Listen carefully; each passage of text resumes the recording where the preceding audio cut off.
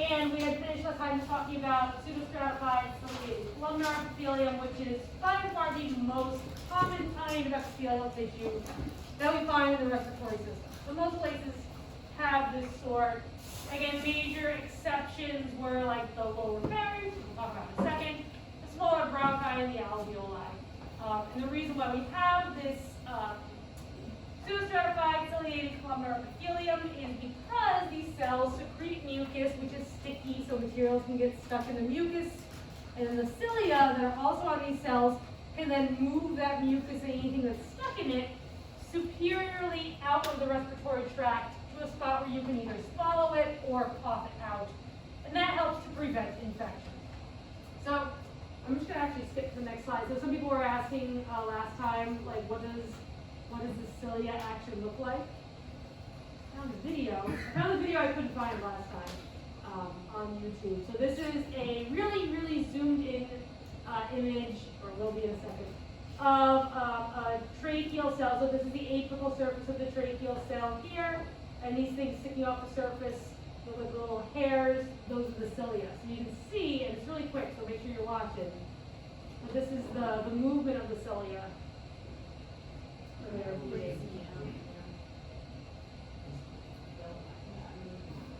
Isn't that cool? So anyway, that's what our bodies use the cilia for. It's like grass blowing in the wind. Okay, so that's the major type of epithelial tissue that we have. We also have stratified squamous epithelium. So stratified squamous epithelium, right, should be kind of a red flag type of epithelial tissue because it's not super common in the body. Does anyone remember what do we use this type of epithelial tissue for? Like what's its major function?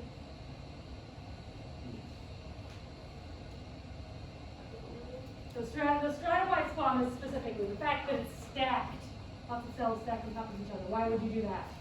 For abrasion, like to protect against abrasion. Exactly. Yeah. So you want to stack a bunch of cells on top of each other because you want to protect what's underneath those cells. Exactly. From things like abrasion. So you find the stratified squamous epithelium in places where we don't just have the respiratory system, right? Because you don't get a lot of abrasion from air. That would be weird. But you do get abrasion from things you eat. So we find stratified squamous epithelium in places where the respiratory tract is shared with the digestive tract. So these include, and we'll talk about these specific areas in a moment, two of the lower areas of the pharynx. So again, pharynx is just like a kind of general word for the throat. And the oropharynx is the part of the throat that is shared with both your respiratory tract and your digestive. So when you breathe in through your mouth, air goes right into your oropharynx. So, and then the laryngopharynx is a little bit more inferior to that. So these two areas of the pharynx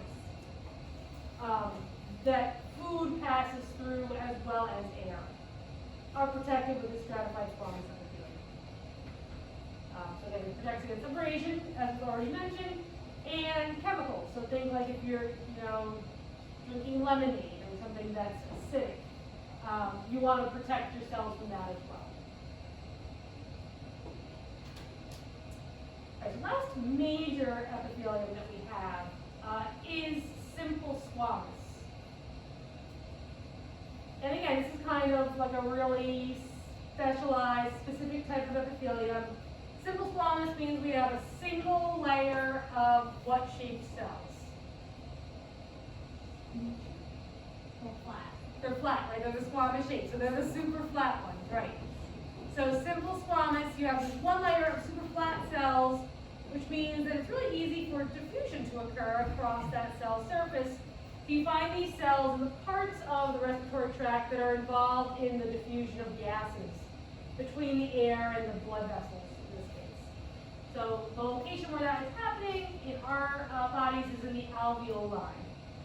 The little kind of grape-like air spaces where gas exchange occurs. Okay, so there are other types of epithelium. We'll see when we get into the bronchi and stuff like that. So these are the major ones that we have in the respiratory tract. So any questions about those?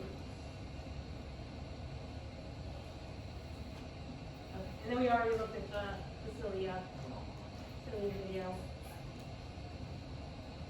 And we already mentioned, right, the alveoli for the simple squamous epithelium is specialized there for the diffusion of gases. All right. So next what we'll do is we'll start to look at the anatomy of the respiratory system. And we'll basically start superior with the upper respiratory tract, and we'll move inferior until we get all the way to the area of the gas exchange in the alveoli. So that's where we're going to go next. So in the upper respiratory tract, this is going to be a major area that's involved in the conduction of air. I talked about it a little bit last time. So upper respiratory tract is involved in moving air into the body. So we call this area specifically a conduction zone, because it's conducting or bringing air into the body and down towards the areas where gas exchange will eventually occur. So our conduction zone has a couple of major jobs. These include, I mentioned some of these last time, but I'll reiterate them more clearly now. Right? This area is involved in warming the air. So it warms the air, it humidifies the air, right? Because I think I mentioned last time that cold, dry air doesn't do well with mucous membranes. It will dry out those respiratory surfaces. So you want the air to be kind of warmish, at body temperature, and humidified before it gets to the gas exchange areas. And we want to be involved in filtering.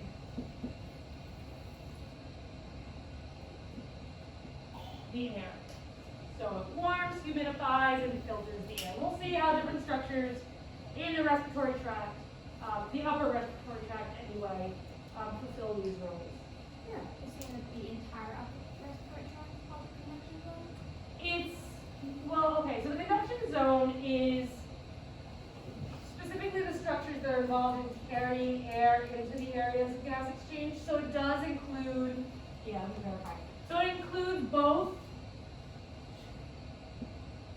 all of the upper respiratory tract and some of the lower. Not all of it. Yeah, just the structures that are involved in kind of carrying air into the regions where gas exchange is more imminent.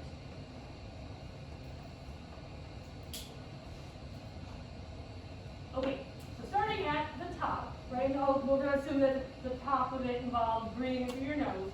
We'll start out with the nasal cavity and pharynx and the attached and associated structures. So these are part of the upper respiratory tract. And again, they are part of the conducting zone of the respiratory system that transports air, filters, warms, and humidifies. This is all stuff. So starting with the nasal cavity, if you breathe in through your nose, this is where we'll begin. So when you breathe in through your nose, air enters through your nostrils, also known as your external nares. And as the air passes through your external nares, it is immediately being involved in one of the features of the conduction zone, which is filtration. So there are nose hairs inside of the nostrils that are called vibrissae. I don't know if I have that on there. No, I'll write it on board. But the nose hairs, or vibrissae, which is just another name for a nose hair.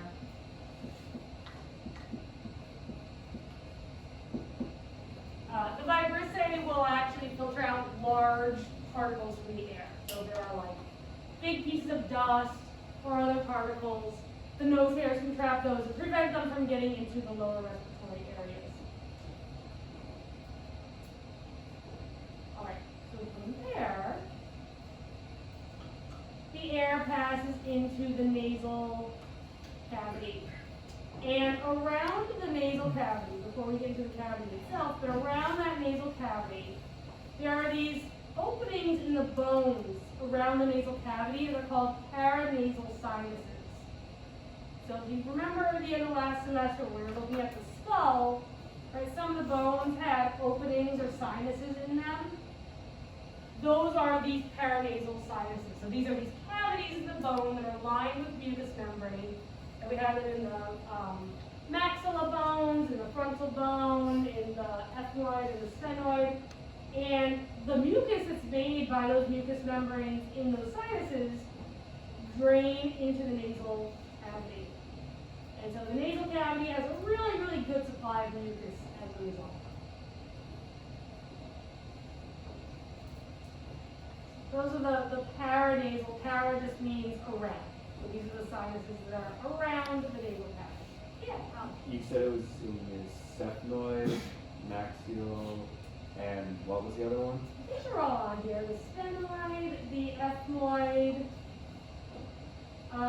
the frontal bone, and the maxilla you can't see here because they chopped through it. But just think, like when you have a sinus infection, it's like the places that most of them are the places that you can kind of feel it first, like your cheekbones, your maxilla can hurt when you get a sinus infection because the paranasal sinuses, the mucous membrane gets inflamed and it increases pressure, so it hurts. If you get a sinus headache, it's like right in the forehead where the frontal sinus is. Yeah, then the other ones are more inside the cavity of the cranium, so the sphenoid and the ethmoid. These drain mucus into the nasal cavity, which is this entire large space. So this whole large space here, this is the nasal cavity. That's the bracket there. And the nasal cavity has two major characteristics that we're concerned with. One of these are these nasal conchae. And the nasal conchae are these bumps inside the nasal cavity. So I think you also saw these in the lab. And there are three major ones here, here, here. And what these nasal conchae do is they create turbulence in the air as it enters into the nasal cavity. And so by turbulence, what I mean is that it makes the air kind of like swirl around. And this does a couple of things.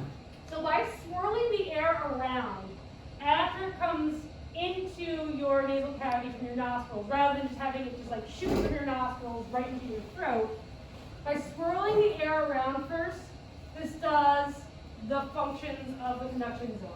It warms and humidifies the air because it makes the air spend a little bit more time moving around in a space inside the skull, so that makes it warmer, more humid.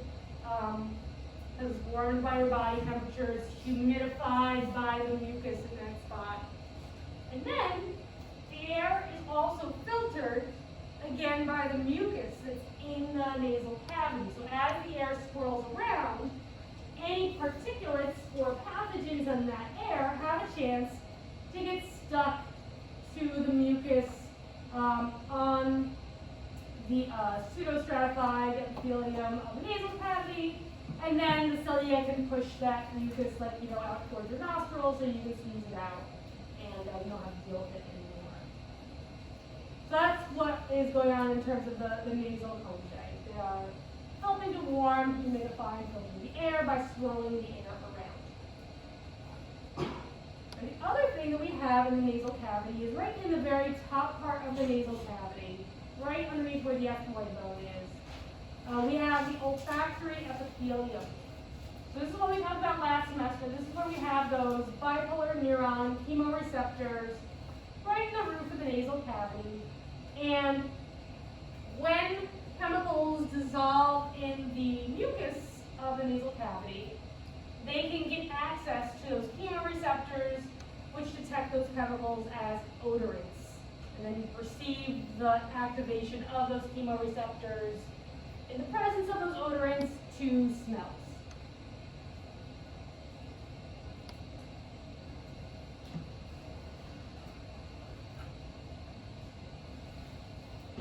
I think that's what I have for the nasal cavity. Yeah. So before we get into the pharynx, any questions? Yeah. So the olfactory epithelium, is that responsible for like sneezing? If it's sensitive to odor molecules, that cause sneezing. I know sneezing happens due to activation of neurons in the medulla of the brain. I don't think it's from the olfactory epithelium though, because those go directly into your cerebrum. I'd have to look into that and see. Yeah, I don't know. There are other sensory structures in that area. And I imagine that like when you get activation of some of the other ones, that can cause sneezing. But I don't think it's the olfactory epithelium. Okay. Yeah, I'll look at that and see. And sometimes sneezing triggers like when you get something in your nose or like a bacteria or like some sort of foreign body, we're gonna call it a foreign body, Yeah. and something that is sensory, it's not really about smell. I mean, you can't sneeze from smell though, right? Yeah. Probably if you're sneezing from a smell, you're sneezing because The particles. it's irritating. Yeah. Like it's an irritant to the mucous membrane in there. And so I don't know exactly like what cranial nerve is involved, but my suspicion is that it's the irritation of the mucous membrane in the nasal cavity that triggers that sneeze reflex. So that can happen because you have an infection and your mucous membrane's all inflamed, or it can happen like you smell like a irritating smell. It could make you sneeze. That's my best hypothesis. But yeah, that's a good question. Other questions? Okay, so next, you breathe in through your nose, right? The air is entered in through your external nares, it's swirled all around by your nasal conchae, and then it passes into your pharynx. So the pharynx has 3 areas, and the uppermost area is called the nasopharynx. It's a little hard to see out here, but I'll try and highlight it. The nasopharynx begins right at the end of the nasal cavity. So it starts at the posterior part of the nasal cavity, and it continues down to about where your soft palate ends.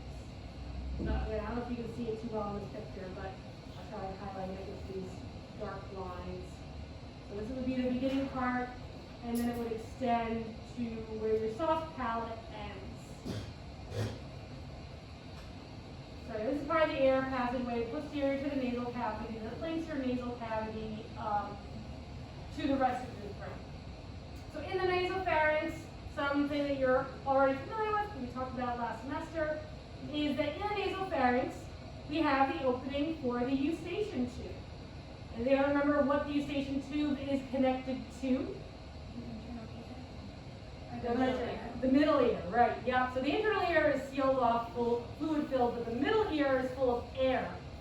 And so one of the things that you want to try to avoid is pressure buildup inside the middle ear. So the way that you prevent that is you have a eustachian tube that links your middle ear to your nasopharynx, and this just acts to relieve pressure buildup in the middle ear because there's a little flap on the end of the eustachian tube. And when you swallow or yawn, that flap can open, and that makes the popping noise that you get when you like go up in an airplane, or you change elevation suddenly, and your ears start to pop. That's one thing that's in the nasopharynx. Again, the bottom border of the nasopharynx is this area of the soft palate, and hanging off of the soft palate at the back of your mouth is that little flap of tissue that's called the uvula.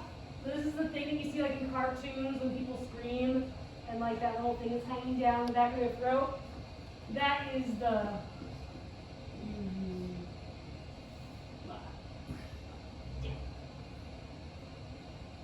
So the soft palate and the uvula, which are at the bottom border of the nasopharynx, also have an important function.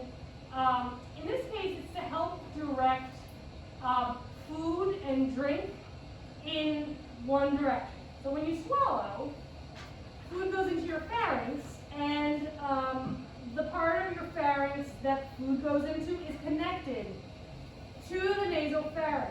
So, like we saw in the heart, one of the challenges of the body is to make sure that things go just in the direction they're supposed to go.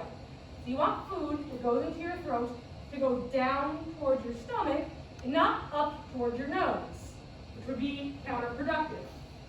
So, we have, hanging off the soft palate, the structure called the uvula that helps to kind of close off the entrance to the nasopharynx when you swallow. When you swallow, the uvula kind of pushes up, and that way food that comes out, from your mouth into your throat, into your pharynx, only continues down through the parts of the pharynx that lead towards your stomach, and not up into the parts of the pharynx that lead towards your nose.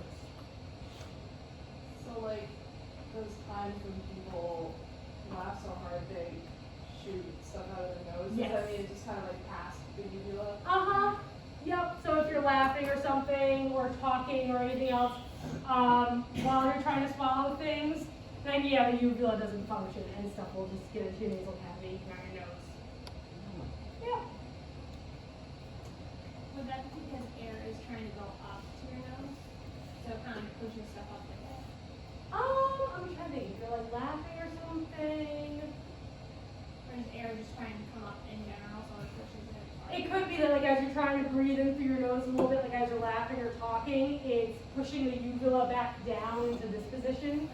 And then as a result, the food or something that's already in your throat just kind of can go back up. Yeah, that's probably what's happening. So that's counter to what your body would like to happen, but it does happen.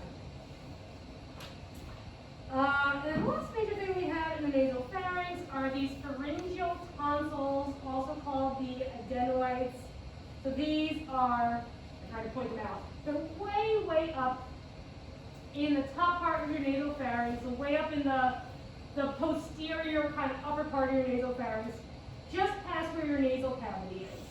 And they don't do this anymore, I don't think, but they don't do it as often. But back in, what was it, early 2020, when they were swabbing people for COVID, did anyone get to experience the nasal swab, the early nasal swabs for COVID? Oh, they shoved it right up So there. they were like Q-tips that were this long, and they would put the Q-tip through your nose because they were trying to swab the area around your adenoids in your nasopharynx to see if your tonsils, whose job it is to pick up pathogens, had picked anybody up, if you were in fact infected with the virus. So that's where that nasal swab was going. That was going into the nasopharynx. Oops, go back. Okay, so that's the nasopharynx. Questions about that? Yeah. So you say that the pharyngeal tonsils collect pathogens? Yeah. So what happens when that doesn't work? You have other things to collect pathogens. Oh. You mean like if you have your adenoids taken out? Yeah. You have, so there's more tonsils, we'll see them in a second. You have sublingual tonsils, you have pharyngeal tonsils, so somebody else will pick up Oh, okay. that job. Yeah. It's not the be all end all. It's not, no, and it's pretty common for people to have tonsils removed, especially if they get infected and inflamed a lot. So yeah, they have redundancies built in so people can have to date out, and your immune system should still be normally. Okay, so continuing on with the pharynx.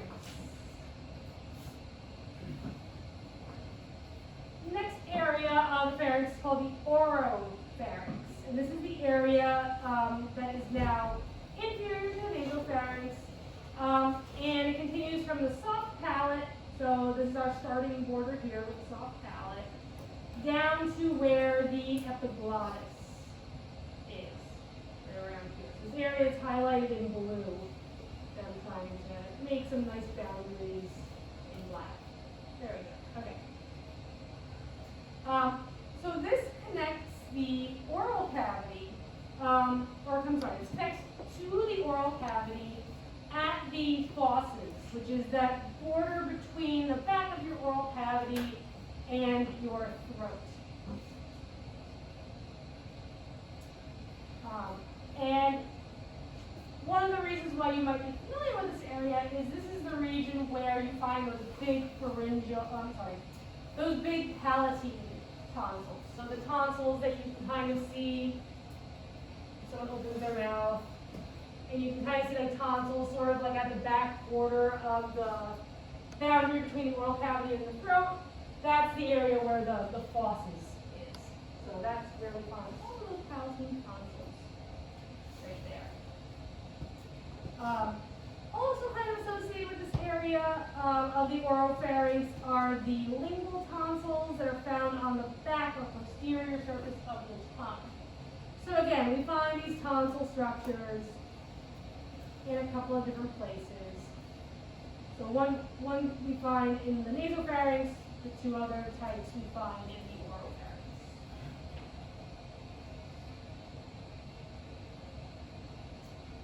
Oh, we got it. So the oropharynx is going to have what sort of epithelial tissue? Yep, it's going to have the stratified squamous because it's shared with the digestive tract. So stuff from your mouth, you breathe in through your mouth, air goes through this area. Immediately, if you were to eat or drink some sort of fluid, that would go into the oropharynx as well. Yeah. And is that why it burns so much and something comes out your nose? Because your nose does not, the nasal cavity does not have the stratified squamous? Probably, yeah. Yeah, all that other area, so I think I mentioned before, but all this area is pseudostratified columnar epithelium. All that. So yeah, that would make sense. You don't have that extra protective layer. So this is pseudo-stratified, and this is stratified squamous. Oh, whoops. Oh, wait. Down here. Whatever, we'll change slides anyway in a second. Okay. So the last area of the pharynx is called the laryngopharynx. This is also a shared pathway like the oropharynx for food and air. And we find the laryngopharynx posterior to the epiglottis when it is sticking up. And it goes down to the bottom border of the larynx.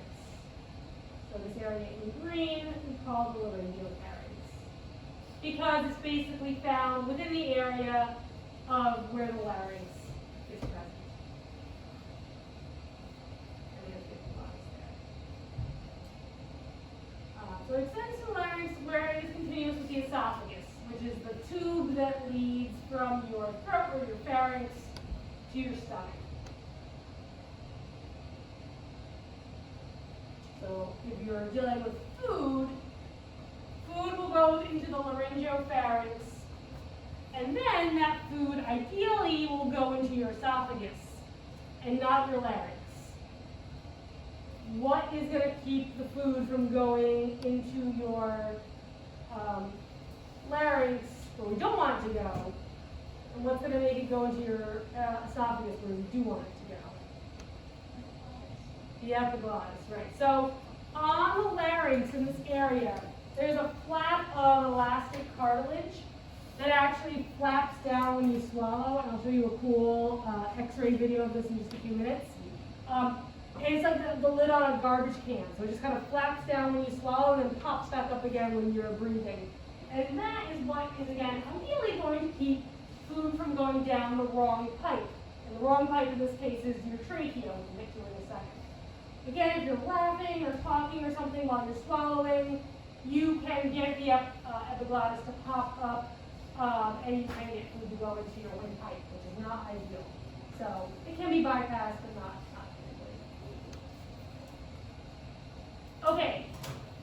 So on that note, so that's the pharynx. So on that note, now we're going to leave the upper respiratory tract and get into the lower respiratory tract. So again, I mentioned this on Monday. This is the larynx, trachea, that whole big bronchial tree that goes into your lungs, and the lungs and the gas exchange areas in between. So basically everything from, starting from the larynx going inferior. The lower respiratory tract has two zones. So the upper respiratory tract was just one. Upper respiratory was all a conduction zone. Lower respiratory has two. Part of it is a conducting zone. So that's why I have over here, right, because it was brought up earlier. Some of the lower respiratory tract is a conducting zone. like the upper. So some of the lower respiratory tract is involved in transporting air to the gas exchange sites, filtering, warming, and humidifying that air. The rest of the lower respiratory tract is what is called a respiratory zone. And the respiratory zone of the respiratory system is engaged in gas exchange. So this area is going to be when you get way into the lungs at the level of our microscopic structures, like the bronchioles, the alveolar ducts, and the alveoli. So right when you get right up to where the gas exchange is happening, that's the respiratory zone.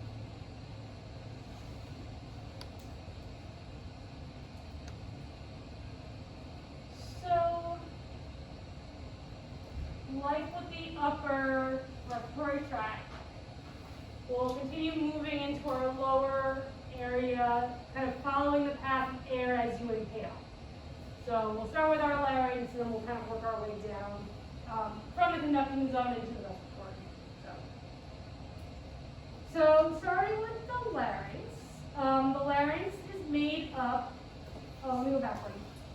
So the larynx is also sometimes referred to as the voice box, because it does contain your vocal cords, your vocal folds. It's made up of a lot of cartilage and connective tissue type materials. So one of the things that we see in the larynx that is made up of cartilage, as I was just mentioning, is the epiglottis. And because the epiglottis is kind of this flexible flap, it's made up of elastic cartilage. And that just makes it flexible so it can easily kind of bend and fold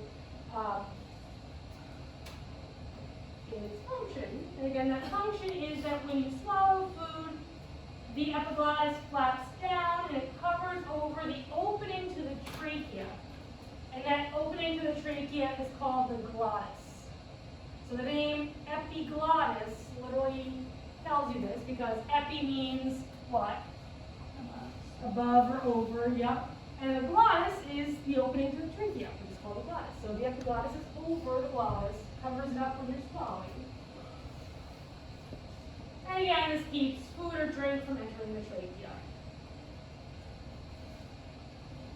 So this diagram shows it kind of like, step by step. So here's the blob of food that you have chewed up and you're about to swallow. So your tongue pushes it back into your pharynx.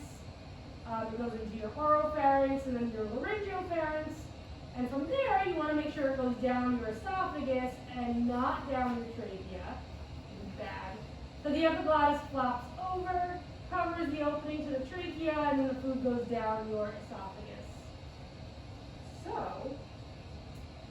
hold on, before I do this part, sorry, I want to.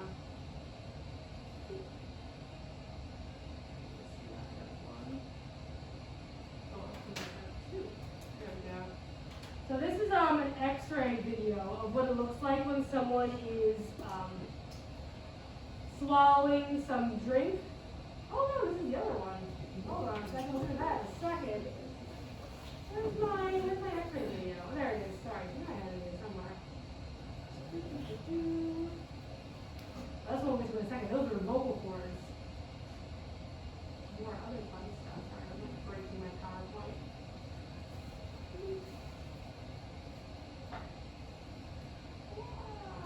Oh, close enough. We'll get to it. Yeah, that's what I want.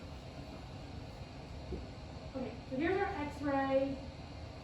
Hopefully it works. There we go.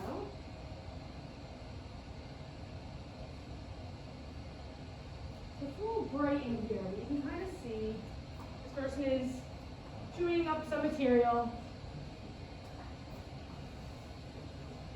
And their epiglottis is right here. Whoops. Whoa. So you can kind of see the epiglottis now is sort of like flapping down every time they swallow. Can everybody see that? It's like a little, it's right, oh, you can see it's right there. That's the epiglottis. So you can see when they swallow, it pushes the liquid they're swallowing down towards their esophagus and not into their trachea, which is right here. So cool, right? Yeah. You can slow down the playback speed if you want. Just slow down and play that You speed. can see it in slow-mo, yeah. So I go to settings. Oh, look at that. Thank you. You're welcome. Oh yeah, let's see that at half speed. Play that. Whoa. Too fast. Whoa. You can also speed up. I feel like faster would be less good. Okay, well, let's see that 2 times though. I want to see how fast it is. Anyway, yeah, so that's what the that's what the other dogs is doing. Okay. We're not gonna see So that's one type of cartilage, right? That's in the larynx. The other major type of cartilage that we have, or cartilages that we have, are all made up of hyaline cartilage. So epiglottis is elastic cartilage, it's flexible. Hyaline cartilage is more structural cartilage, so it's actually making up the structure of a couple of stable things that you don't want folding and moving around in the larynx. So there are 3 major types of hyaline cartilage structures that we have in the larynx.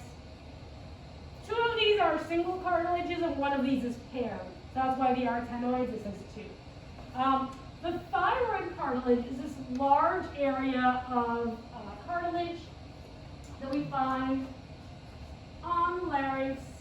It is in this area, right here. So it's just inferior to the hyoid bone. This is the hyoid bone up here that your tongue is attached to. And then this large singular cartilage you have just below the hyoid bone. That is the tracheal cartilage. And the tracheal cartilage wraps around the anterior and lateral parts of the larynx. Alright, inferior to that, we have what's called the cricoid cartilage. And cricoid cartilage forms a continuous ring around the larynx just inferior to the tracheal cartilage. So I don't think you see too well, but down here you can see that the cricoid cartilage is continuous. It wraps anterior to posterior and forms a ring of cartilage that helps to stabilize the area around where the glottis is. And then inferior to that, we begin with the structure of the trachea. Right, so the last thing we have are the arytenoid cartilages. So there are a pair of these. And the arytenoid cartilages are these little movable areas of cartilage that are attached both to skeletal muscle as well as to your vocal cords. And this is what we were looking at in lab when I was like moving the vocal cords on the big larynx models. So when these cartilages move because of the skeletal muscle that's attached to them, it changes the position of the vocal cords and it can change the amount of tension on them. And that allows you to produce sound. So when you pull the vocal cords close together, here, I'll stop moving my hands and I'll just show you a picture. There you go. So when you put the vocal cords close together, like here, so these are the vocal cords, they're also called vocal folds, same thing. So the vocal folds are closed on the left, and that limits the amount of space that air has to pass through, so it vibrates the vocal cords as it goes through, and that produces sound. When you are just breathing and you don't want to make sound, the arytenoid cartilage moves the vocal cords apart from each other, and now we have lots of space for the air to pass through, and it doesn't vibrate the vocal folds. So that is my segue from from arytenoid cartilage into the vocal folds and the glottis. So again, vocal folds is synonymous with vocal cord, and the opening that you see in between them, and you can see much clearer here, that is the glottis. Not shown here, but this bracketed area is the glottis. Yeah. So does the pitch of the sound change based on how wide and close? It depends on the tension. Okay. Yeah. And it just depends on the size of the vocal folds. So like little kids that have little tiny vocal folds, have little high-pitched voices, And then as they get older, the vocal folds get longer and their voices typically aren't so high pitched anymore. So it depends on the size of the vocal fold, and it depends on the tension. So you can change the pitch of the sound produced depending on how much the vocal fold vibrates. But when it's open all the way, it shouldn't make any noise. Like when you're just breathing in and out, right, you're not making noises, and that's because the folds aren't vibrating at all. Other questions? Yeah. So, do you know anything about vocal cord dysfunction? I don't. Because, like, I've been trying to figure it out. They told me I had it, but then did not give me any explanation why. Oh. Never saw her again, but, Huh. apparently when you get stressed or, like, exercise way too much, Yeah. I'm guessing it just closes up, but, like, they never told me why. Oh, I can make a hypothesis, but I'd have to look it up to know specifically. My guess is that because skeletal muscle is moving the cartilage that the vocal folds are attached to, it could be that the skeletal muscle is like getting stimulated maybe, or not. I forget if they're relaxed or contracted when they're moving the vocal folds in. It could be something that has to do with the skeletal muscle, or sometimes when you have issues with like sound production and vocal cords, it's because there's inflammation. So like people have heard of laryngitis, right? So what happens when you have laryngitis? You lose your voice, yeah. Yeah, right, well, it was like the beginning of last semester, I came in and I was like, I can't talk, I'm not normally like this. Right? Yeah. I was away my arms a lot. That's because when you get inflammation in this area, the vocal folds can't vibrate and produce sound, and it makes it so that you don't get sound. So it can also be like when the epithelium of this tissue in this area gets inflamed. But if it's exercise related, that seems. Yeah, but mostly stress. Like, if I get Yeah. super stressed out, I can't breathe as well. Oh I mean, it's fine. You learn how to control it, which is weird. no. It's called vocal cord dysfunction. There's something like that. Huh. She brought it up for like 15 minutes, and then boom, out of office. Well, that's my list of things. I She need said, to oh yeah, you research. got this, bye. No, really, really terrible. It's like a nice doctor. I have most of things to research over the weekend. Why I don't have MHC1 platforms and how that works with antinuclear cells. Oh, so before I forget, and I'll take more questions if you have them, let me show you my cool video. So you can actually like look into the throat using a little camera, which they insert through your nose. Super fun. There's a little camera through your nose that goes through your nasal cavity into your pharynx and then points down at your larynx. So that's what you're seeing here. So here is the arytenoid cartilage on either side, right here and here. This is probably like the top of your epiglottis, or this person's epiglottis. And these are the vocal folds or vocal cords. And next to them on either side, you see these areas of tissue here and here? Those are the vestibular folds that we talked about in lab. So vocal cords or folds are different from the vestibular folds. Where is this? Vocal cords or folds make sound.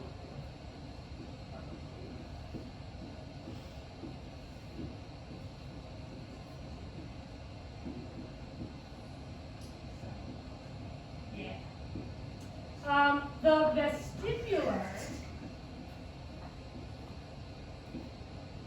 folds. I think I mentioned what they do to a few groups in lab. Does anyone remember why we have these vestibular folds on either side? If food gets in there, what do? Cough right away.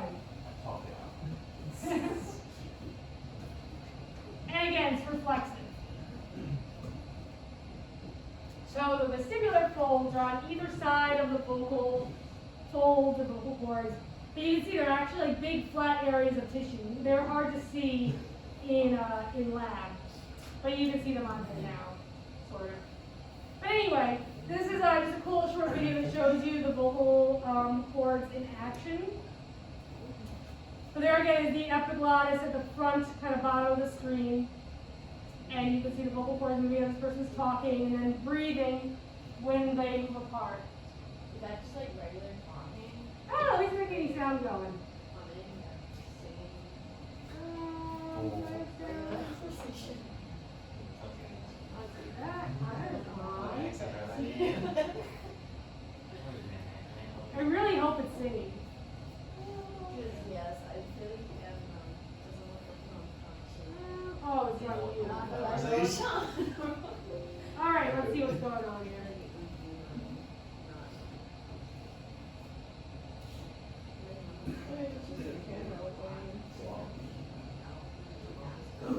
You do the camera has sound on it, let's see. Yeah, they're like humming right now. Sounds like, yeah.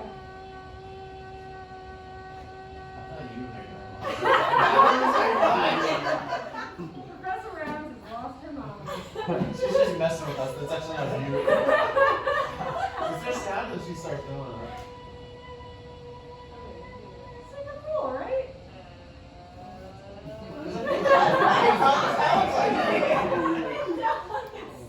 That's why I was like, is that you? Wait, was this you? No, not that time. At that time. Wait, hold on. Whoa. Was there a time? Alright. Well, because the reason why I know that it sticks camera through your nose and it goes down your throat, it's like horrible. Like, I've had to have that done. It's not super fun, but it's effective. It can fully see your eyes. Okay. Cool. Alright. That's after class. Different story. I already told you my rabies story, so I'll tell you my laryngeal injury story outside of class. Oh yeah, if you weren't here on Monday, you missed the rabies story. So now we have to talk. Okay, so we breathe in through your nose, right? External nares, the nasal cavity. You have those three nasal conchae, you know the different ones. There's superior, middle, and inferior.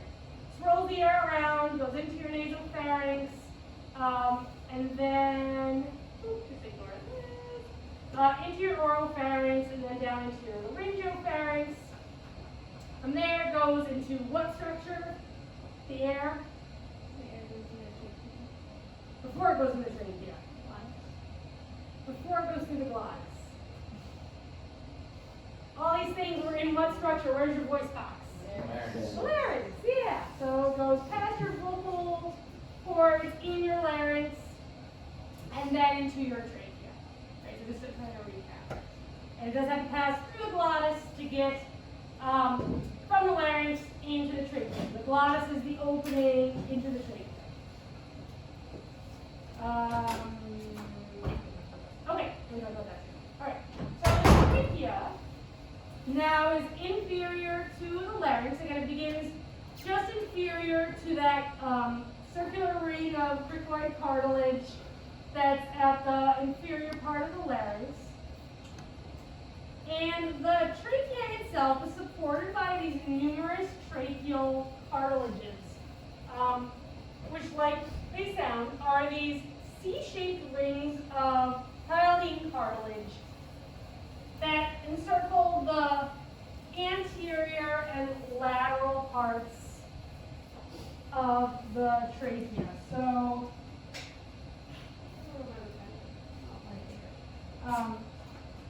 if you were looking at the trachea in a cross section, it would look like this with the cartilage. So, this is anterior down here, posterior up here. So, the tracheal cartilages, unlike the cricoid cartilage, don't completely encircle the trachea. Anyone have an idea why that might be? What's behind the trachea that sometimes needs to like expand in order to get space? Yeah, exactly, the esophagus. So behind the trachea is the esophagus where your food passes through, and if you're swallowing a blob of food, you want your esophagus to be able to expand a little bit.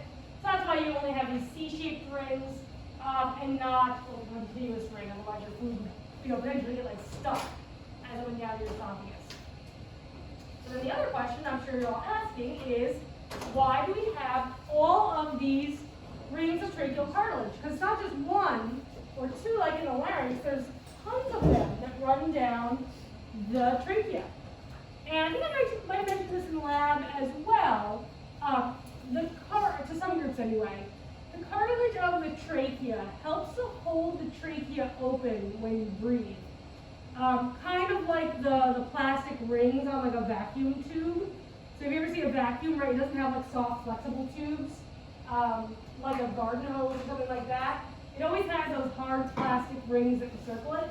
And that's because when the vacuum is sucking in, if it didn't have something to hold the vacuum tube open, it would just collapse under that negative pressure. And we have the same problem, because we don't just breathe out, right, because that wouldn't be helpful. We breathe in also. When you breathe in, you have to create negative pressure inside your lungs. So when you have that negative pressure in your lungs and the tubes attached to them, you don't want those tubes to collapse with that negative pressure. So the rings hold the trachea open, especially when you are breathing in. Whoa. Oh, here you go. Here's a nice picture. So this is the picture that I'll try to draw on the board.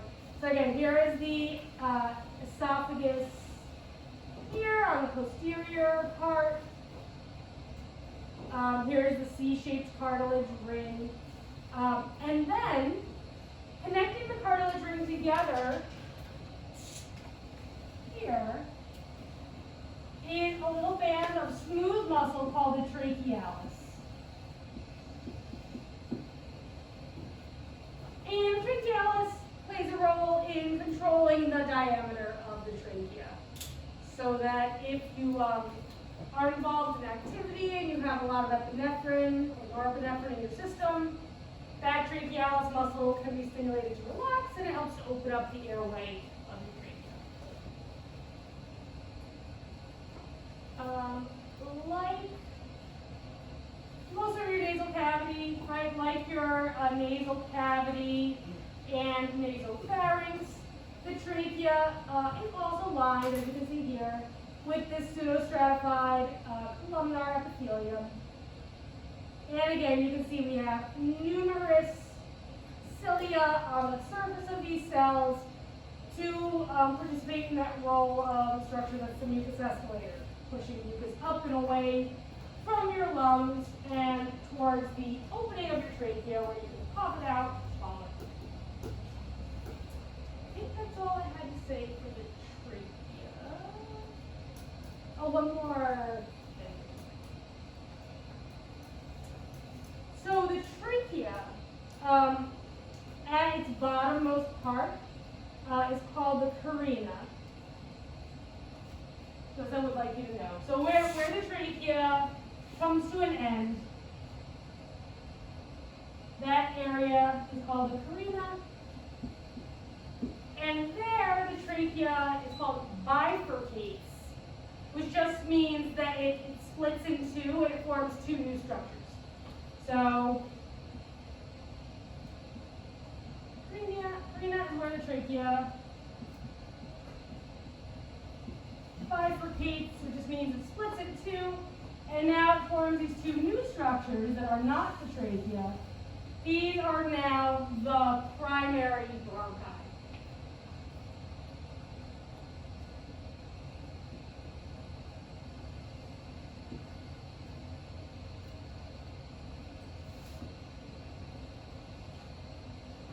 Okay, I just wanted to show you the picture before the next slide.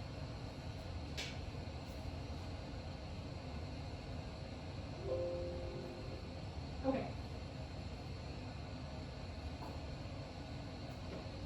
So the bronchi, as we saw in lab, are arranged in a way that's described as the bronchial shape. So if you took the bronchi and kind of like turn them upside down so they weren't pointing down, each primary bronchus would be kind of like the trunk of a tree, and then branching off of that would be additional tubular structures that would be like the tree branches.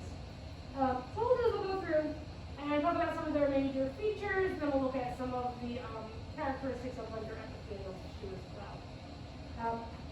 So the primary bronchi, right, are what is formed after the trachea bifurcates and splits in two. So you get a primary bronchus that enters into each lung. You have a right primary bronchus and a left one. Oops, I'm sorry. Yeah. So once inside of the lungs, the primary bronchi then split again, and they produce the secondary bronchi.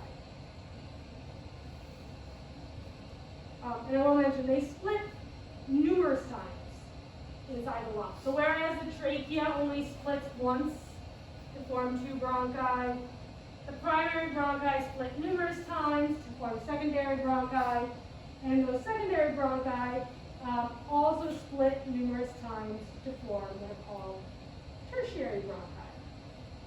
So just to give you an idea, I'm not going to ask you to memorize the numbers, but just to give you an idea, the right lung has around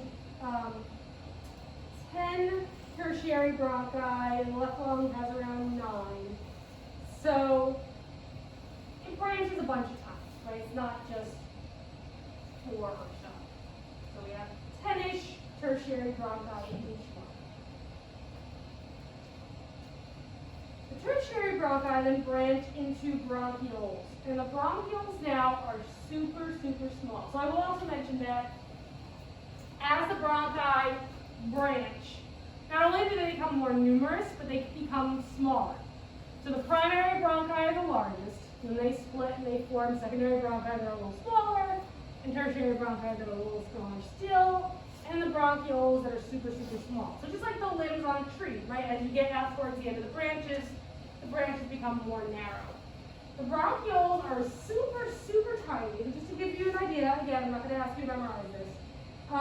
Their diameter is around 0.3 to 0.5 millimeters. So remember, like on those little gray rulers that we use in labs sometimes, the numbered lines are the centimeters, the unnumbered lines, the little tiny ones are the millimeters. So about half of that would be a large bronchiole. So they're really, really tiny by the time we get to this level.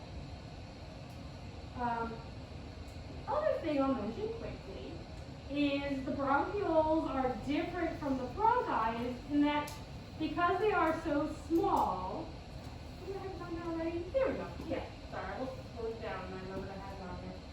The bronchioles are so small, they no longer have any cartilage plates supporting their structure because they're just too small to collapse by the air that's in them at this point. So the trachea has rings that support it that are made of cartilage. The bronchi, all the bronchi, right, not counting the bronchioles, but the primary, secondary, tertiary bronchi have highly cartilage plates that help support their structure, again to prevent collapsing of those structures when you breathe in. Bronchioles are super tiny, they don't have any cartilage plates. They're small enough not to collapse. And then lastly, we get to the terminal bronchioles. Oh, actually, sorry, let me go back one. To mention that the bronchioles, while they don't have any cartilage plates, so all these have cartilage.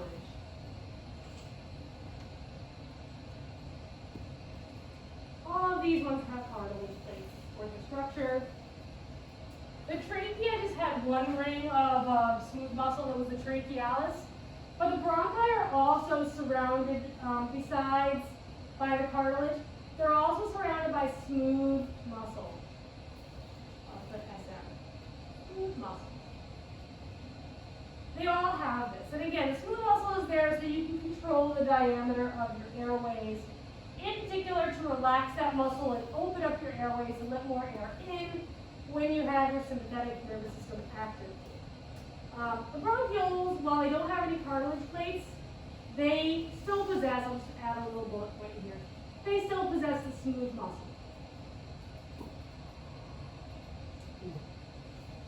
All right. So at the end of each bronchiole, the bronchioles terminate in what are called terminal bronchioles. So terminal means it's the end. And what makes it the end is that these terminal bronchioles feed directly into this little enlarged area on the right, which are these alveolar sacs. So these are these large clusters of these gas exchange areas. That's what the terminal bronchioles deliver air directly into. So they deposit air right into these alveolar sacs. And now we're at the area of the alveoli. We'll look at in the next slide.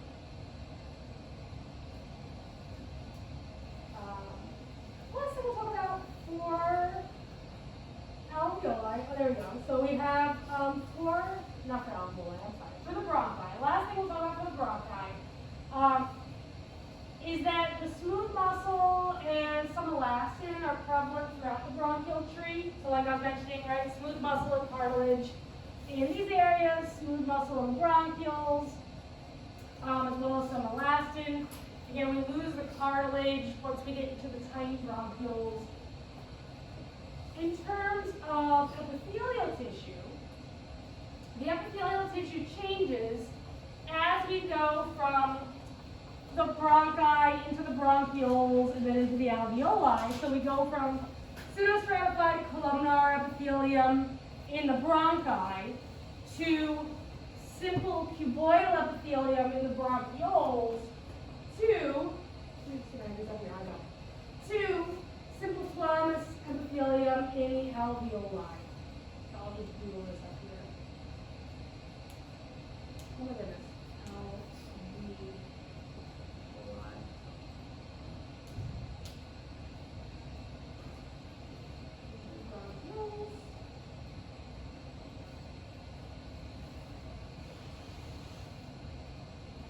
And we do.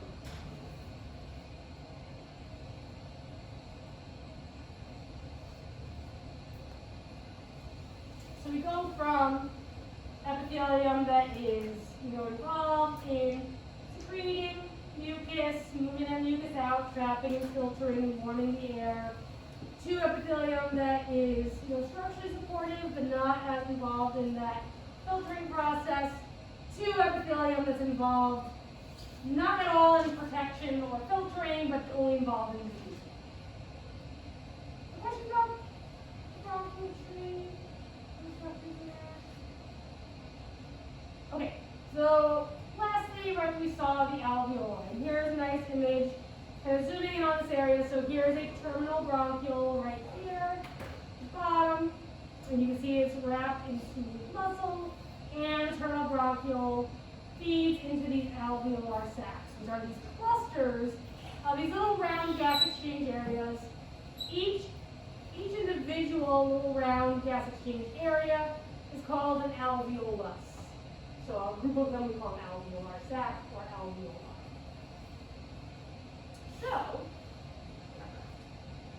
So the alveoli themselves are extremely abundant. So just to give you an idea, again, I'm not going to ask you this number, but just to give you an idea, each lung has around 150 million alveoli. So remember when like, I told people to feel the lungs, they're super soft? The reason why they're super soft is because they're just totally filled with all these little air sacs that make them super plushy.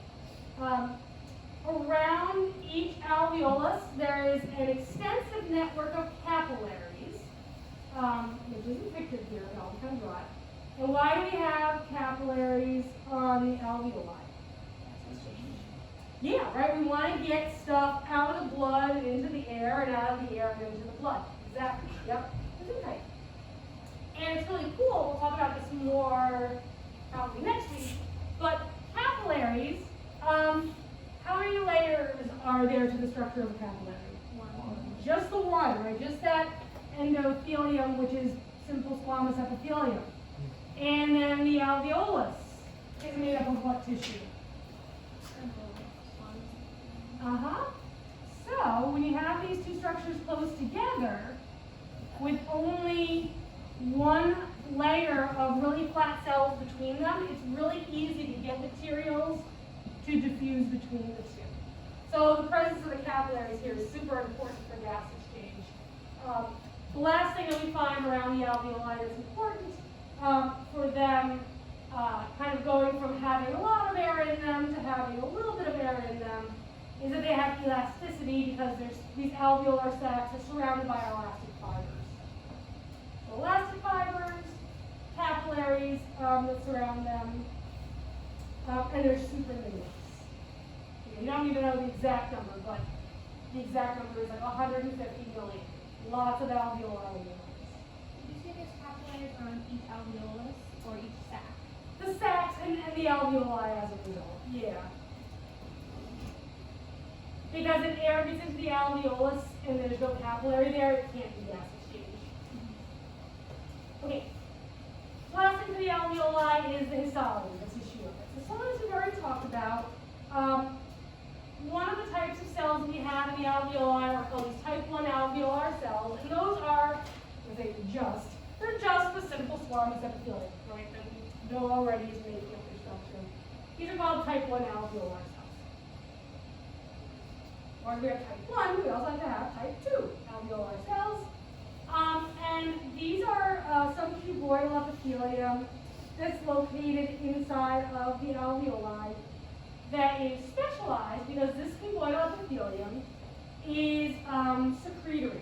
It's involved in secreting a specific substance that acts as a surfactant. So the cuboidal cells, right, simple squamous, gas exchange.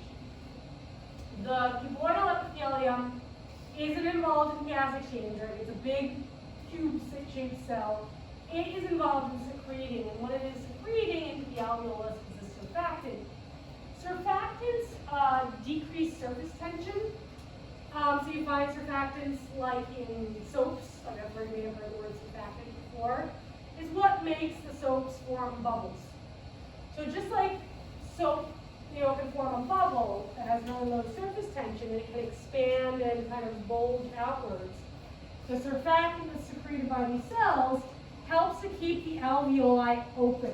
So that even when there's only a little bit of air in them, it's like they're a big bubble. And that bubbly surfactant nature just keeps the alveoli from collapsing. Sorry, rather long explanation for the surfactant keeps the alveoli from collapsing. It would be bad. They wouldn't be as able to they wouldn't be as easily able to be reinflated if they fully collapsed. Yeah. So for a smoker, is that what gets damaged? So you know how like the Yeah. For a smoker, a bunch of things happen. So one thing is that the cilia in the pseudostratified columnar epithelium get damaged all through the respiratory tract. So through the trachea and through the bronchi. Without the cilia, what happens to the mucus escalator? It stops, right? The escalator grinds to a halt, and the mucus gets stuck. Second thing that happens with smokers is that because there are particulates and toxins in smoke, the epithelium that lines the airways responds by going like, oh, there's a lot of gas in here. Let's secrete mucus to trap it in.